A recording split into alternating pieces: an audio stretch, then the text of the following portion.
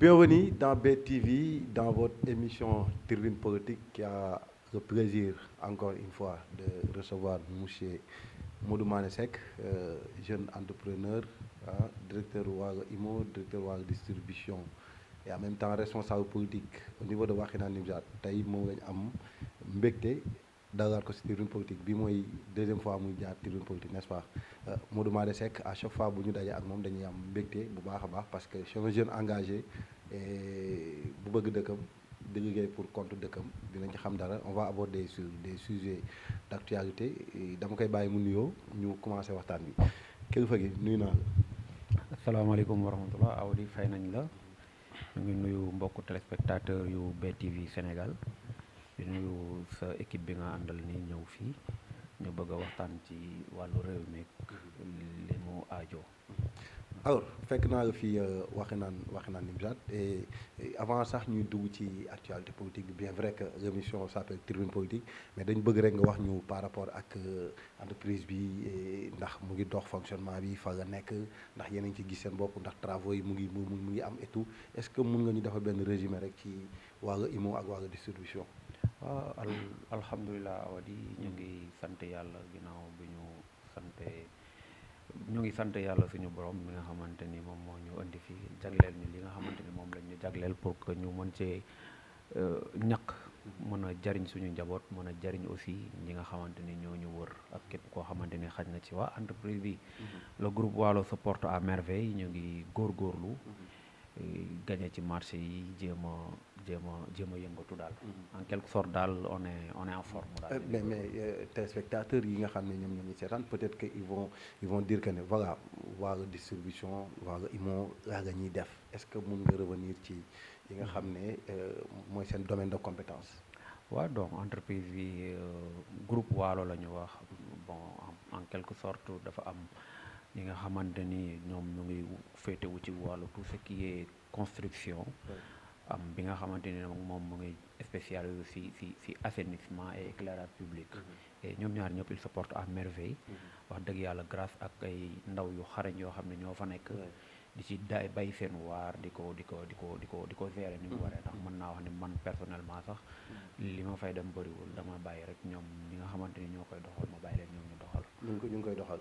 D'accord. Képp koo xam ne vraiment Modou Mané Seck comme ni mu ko waxee vous allez un petit peu comprendre ci démarche am ak ci nga xam ne moom la groupe bi di yëngu. ñoom ñu ngi nekk ASECNA, n'est-ce pas? Yéen a ngi ASECNA. ñu ngi ASECNA en face commissariat bi, donc boo fa demee di nga gis Waga Imo Waga Distribution. Alors ñu ñëw ci homme politique bi Modou Mané Seck naka ana moom dañ koy fàtte sax quoi Cheikh Hadjibou Soumaré. waaw Cheikh Hadjibou Soumaré mu ngi fii et puis ñu ngi waxtaan ak moom, ñu ngi gisante ak moom saa yu waree. ñu ngi nekk ci politique bi di yëngatu comprendre di def li yeneen parti di def. voilà donc mu ngi fi daal mu ngi fi. Mais est-ce que il n'est pas nécessaire à ce que, parce que quand on parle de Cheikh Hadjibou Soumaré il n'est plus nekkatu ci seen politique bi, parce que soo mënee yéen a ngi koy gis yéen a ngi def yéen a ngi ci bureau politique. Ça veut tout simplement dire que ne da nga koy wax nii rek, mais tout le monde sait que ne Cheikh Hadjibou Soumaré nekkatu ci seen politique bi, yéen a fi nekk rek di wax di wax de gauche vers la droite, te pas yéen ñëpp sax quoi. Yow sax lañ ciy gën a gis ngay wax que sax ñeneen ñi nga xam ne ils travaillent avec vous. Lan moo xew ci seen parti boobu? waaw bon Awidi boo gisee peut-être man ma nekk ci di wax, man je suis le secrétaire national à la jeunesse. Donc je suis la personne la plus habilitée à parler des choses yoo xamante ni tout ce qui est rassemblement man maa ko war a mën a def. mais Hadjibou Soumaré mu ngi fi te mu ngi def li ko war ci parti bi. donc on est dans une alliance boo xamante ni y a tous les grands leaders au Sénégal yi nga xam ne ñoo ci nekk. Moi je représente la jeunesse de Hadjibou Soumaré là-bas. donc y a ñoom Mori Gueye bu réew mi, y a Mor Diaw bu GP, y a tous les jeunes dedans. bon ñoo ngi ci di liggéey. non le problème man ngeen gis mais ñeneen ñi tamit ñu ngi liggéey seen. c'est-à-dire le problème c'est pas les jeunes, c'est-à-dire le problème c'est Cheikh Hadjibou Soumaré en personne.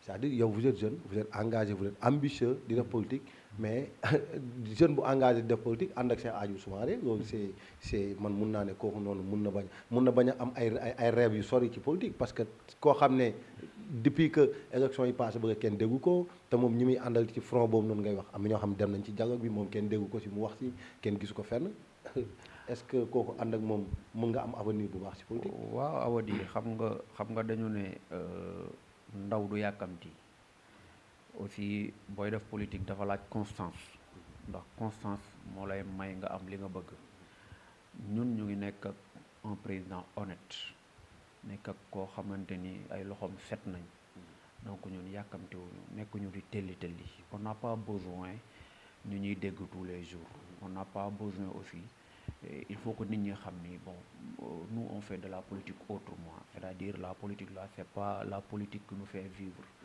nous avons une famille et on en forme une famille du politique bi moo tax ñun ñuy lekk wala suñu njaboot di lekk donc on a des préoccupations à vaquer tous les jours du coup si loolu la ñuy nekk buñ ñu waree dégg rek dinañu dégg président Ayou ñu ngi gisante ak moom réunion directeur di waxtaan ak moom bon moom moo ñuy teg ci yoon demee leen fii wax leen fii def leen fii ñu def ok yéen mën na leen teg ci yoon demee leen fii wax leen fii ngeen def ngeen dem mais et dans tout ça et moom tey ñu ngi wax dialogue national bi dialogue politique man dégguma ci benn yoon Cheikh Hadjibou Soumaré ñu nommé ko ci wala ñu cité ko ci. mais dialogue bi il est représenté là-bas notre parti est représenté là-bas comme toute l'alliance bi nga xamante ni aussi ñoom am nañ ku leen fa représenté.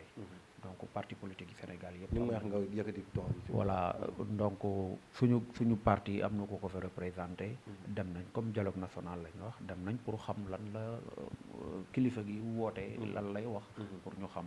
incha allah defe naa ni bu ñu demee ba pare dinañu defal ak quelque sorte benn résumé ñu xam ce qui a été dit et qu'est-ce qui va se faire quoi. voilà yow en tant que jeune ci foofu sax laay rebondir ci yow donc tey soo gisee dialogue politique bi ñuy woote ak dialogue national bi xanaa pour la première fois sax di nga rafetlu loolu président Macky Sall def. bon man je ne pense pas que ni man pour man parce que yaa defe naa 2016 xaw ma woote woon na fi dialogue national ba ne woon sax am benn mois bu mu jëloon ne chaque mois boobu saa yu ñëwee vraiment dañuy woowaat nit ñi pour que ñu marqué jour boobu mais boobu lañ amoon boobu la yam non mais juste pour vous dire que ni le président il n'est pas sérieux dans ce qu'il est en train de faire. contexte yi du benn. non contexte yi wuutewul parce que lenn rek moom defe na ni bu ñu nee dialogue national dañu war a ñëw waxtaan tout ce qui est politique alors que du loolu dialogue national on peut appeler les syndicats. non il y a deux façons de dialogue.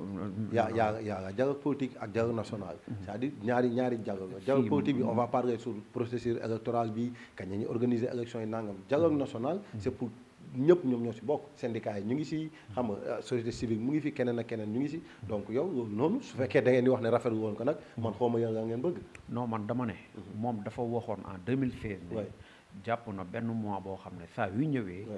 dialogue national lay def mais lii mu woote ni du dialogue national la mais dialogue national la parce que on parle là-bas de la politique aussi. là-bas on parle de la politique aussi donc kenn mënu ci dara le président moom xam na fan la jëm bëgg na li muy def moom kenn du ko xam defe na ni moo gën a xam na fan la jëm il met la charrue avant les bœufs. yow da nga xam fu mu jëm xam na fan la jëm ça veut dire quoi xam nga xam fan la jëm c'est-à-dire problème am lenn rek la man à mon avis moi je pense que président bu ñu demee ba war a waxtaan moom il refuse de trouver un consensus mais bu ñu demee ba loolu jéggi nag mu doog a wax ñëw leen ñu waxtaan ndax réew mi ñoo ko bokk mais loolu un pays ça fonctionne pas comme ça c'est-à-dire bu xëyee rek jël ay élections tuxal ko en fait nous sommes dans une république bi ñu nekk moom xam na ni y a un calendrier électoral calendrier boobu à tous les moments daf ko war a respecter pour permettre aux gens ñu dem élection mais tey da ngay jékki-jékki rek ñu ne le président génne na décret nee na élection yi randal nañ ko mais kenn du ci mën dara. mais je pense que Modou Seck tu vas être avec moi pour comprendre que ne président moo ëpp information moom ëpp information ci Sénégal bi et pour man su président toxalee ay élection wala mu def dara di nga mën a jàpp ne kat période boobu noonu adéquat wala abrité wu à ce que ñu mën a def ay élection. non Awadi je suis pas d'accord. je suis pas d'accord c'est-à-dire nous sommes dans une république et dans cette république là lépp li nga xamante ni moom moo ñu tënk parce que ñu def ko muy le calendrier électoral daf ko war a bàyyi noonu saa yu ñëwee bu ñu waree def élection ñu def élection mais moom en 2012 la def dafa ñëw fi taxaw ne dafay radier le Sénat parce que y a les problèmes de l'inondation mais tey jii bi ñu ko xoolee mais Modou Mané Seck tey c'est-à-dire man benn problème la am ak yéen pratiquement mooy yéen jeune opposition bi yëpp c'est-à-dire da ngeen di dëkk sax ci benn gox ngeen gis ce que le président est en train de faire là-bas mais da ngeen di gëmm seen bët ne du ngeen ko gis da ngeen di génn rek di tirer tey par exemple on peut mun nañ jël le cas de Guédiawaye tey au moins yàggul dara bañ fi lancé BRT bi muy bus transit rapide bi nga xam ne sa zone fii nga war a jógee di dem ba Dakar dootoo sonn ci embouteillage yi et tout au moins war nga ko mën tàccu.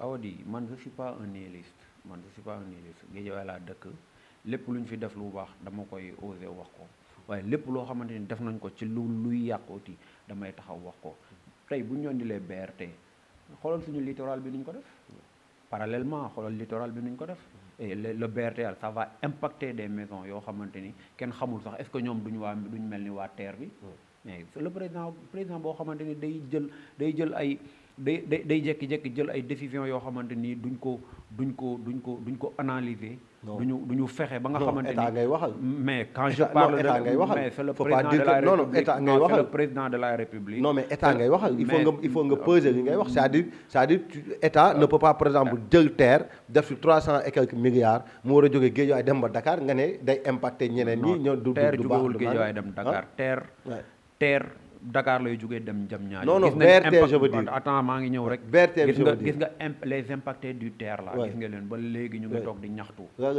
mais ñu ngi ñaxtu ba léegi jox seen indemnisation bu wax kenn jox leen seen indemnisation mais si seen indemnisation. non munoo taxaw fii munoo taxaw fii si kanamu àdduna bi munoo wax si kanamu àdduna bi di wax ne ñooñu joxuñu leen seen xaalis. mais ba léegi am nañu def mais yow pas plus tard qu'avant-hier rek yaa ngi leen dégg à la rajo. non man dégguma leen yow déggu leen man dégg naa leen moo tax ma osé wax loolu quand même ñoom ñu ngi nii toog kenn fayagu leen tey ñu indil ñi BRT xamuñu sax indemnisation yi dina mat wala du mat ñi nga xamante ni ils seront les futurs impactés ñooñu xamaguñ sax ñoom tamit est-ce que duñ mel ni waa terre bi donc ñun ñoo ngi nii Guédiawaye nangu nañ suñu littoral bi yëpp nga may wax ni ma indil nañ leen BRT mais fii tout ce qui se fait ñu xam ne lii kat baax na fi suñu gox mais dañ koy accepter et on applaudit mais lépp loo xamante ni nag baaxu fi dañ naan baaxul et puis ñoom loolu moom mooy seen rôle un train qui arrive à l'heure on n'a pas besoin de l'applaudir parce que il doit venir à l'heure. benn opposant rek gëmmu sa bët bëggoo gis dara loo xam ne état mu ngi koy def. non Awadi man dama ne la man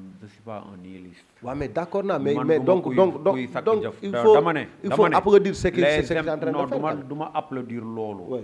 c'est quasi normal que ñoom ñi nga xamante ni ils sont les impactés vraiment ñu indemniser leen bu ci amee kenn kuy jooy ne indemniser wuñ leen dafa mel ni comme ñëpp la ñu indemniser wul loolu la c'est-à-dire état moom moo leen fa jëlee na leen jox li mu warloo ak ñoom que jàmm am. alors d'accord léegi mu tey par exemple gis nañ beaucoup de jeunes yi nga xam dañoo nekk ci seen soi-disant coalition boobu noonu ngeen taxawee dem di taxaw naan ñoo lànk ñoo bañ men fekk mouvement jàmbur ngeen dem puccox aussi ba dugg ci biir tey def ko beneen tournure def ko tournure politique or que ñi ko sooxe woon wala ñi ko summoon sont pas des politiciens yow tey yaa ngi ci biir mouvement bi démarche bi c'est quoi? non vous n'avez pas compris Awadi ñoo lànk kenn politique wu ko fii may wax yow kenn politique. mais ay politiciens ñoo si non mais attendez. non ay politiciens ñoo si yow vous faites partie de Ñoo Lank. non mais attends moi je fais partie de Ñoo Lank. vous êtes politique non parce que man li may xeex dama koy xeexal. askan wi. mais attendez Sénégal kenn mënu ci génne politiciens yi.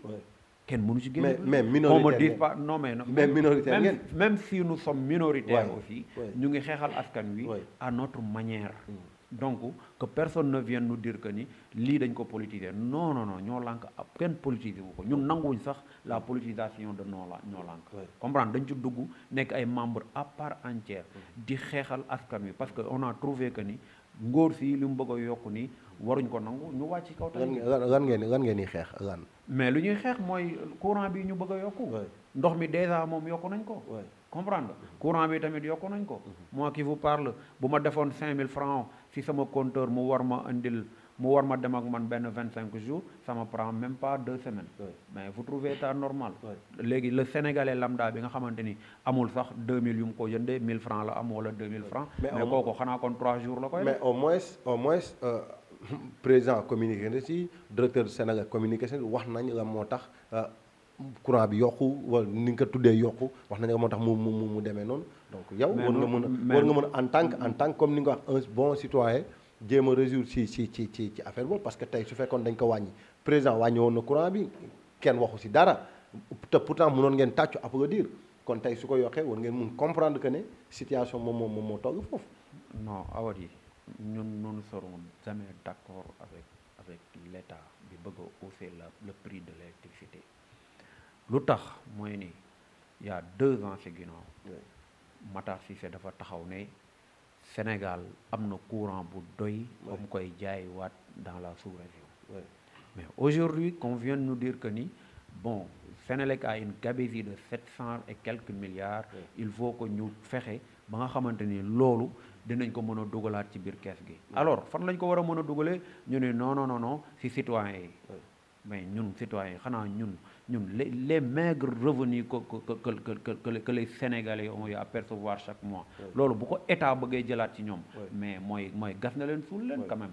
parce que yow fii Sénégalais bu fa xamante ni ku fi fayeeku lu ëpp 100 000 francs loolu bëriwul. tey jii boo bëggee taxaw andil ko facture courant boo xamante ni c'est 30 000 francs. ben tu poses problème. nañu waxante dëgg. loolu moo tax ñu nanguwuñ ko. Seck wax naa la ne su situation taxawee. mais nanguwuma loolu parce que situation taxawul. situation taxawul tey jii le train de vie de l'État doit être revoir. les voitures de fonction les maisons de fonction. comprendre les téléphones de fonction. mais vraiment loolu mën nañ ko xoolaat. mais ñaata nit ñooy jóge fii dem pale ñu may leen xaalis. mais loolu gabegie boobu nañ fexe ñu renforcer ko à la Sénélec. moo gën ñu bëgg ko tirer ci population bi nga xamante ni ñoom amuñu ko. mais wax nga fi sànq état dañ leen a teg dans de très bonnes conditions et pour man teg état wala teg ñi nga xam ne ñooy faire fonctionner l'état dans de très bonnes conditions c'est très normal. donc tu vas pas me dire que ne donc état bi ñi nga xam ñoo si nekk di oto bi ñu am dañ ko war a récupérer dugal ko ci xaalisu courant bi kër bi ñu am waruñu ko non mais attends mais yow ñaata institution nga gis fii yoo xamante ni c'est des budgétivores lekk xaalis bi lañ fi nekkee te deful dara mais ban liggéey nga gis ñuy def yaa ngi gis ñuy liggéey yow Haut Conseil des collectivités locales territoriales lan ban njëriñ la fi am bëri na mais wax ma non du man maa lay wax non c'est-à-dire du man maa lay wax c'est-à-dire da nga war a wax non attends parce que man gisuma njëriñam man Haut Conseil gisuma njëriñam sincèrement gisuma benn njëriñ dindi woon Haut Conseil dindi Conseil économique social et environnement indi Sénat moo ma gënal loolu parce que Sénat au moins c'est reconnu dans tous les pays du monde mais ay Haut Conseil c'est pas reconnu comprendre nga tey état am na fu mu war a mën a jëlee xaalis dugal ko ci gabu Sénélec bi moo gën ko mu koy tirer ci